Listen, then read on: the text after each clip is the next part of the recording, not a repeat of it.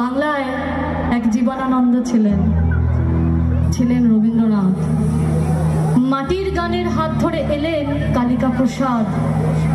ধারকের কাজ করেছেন তারা, বাহকের কাজ করছি।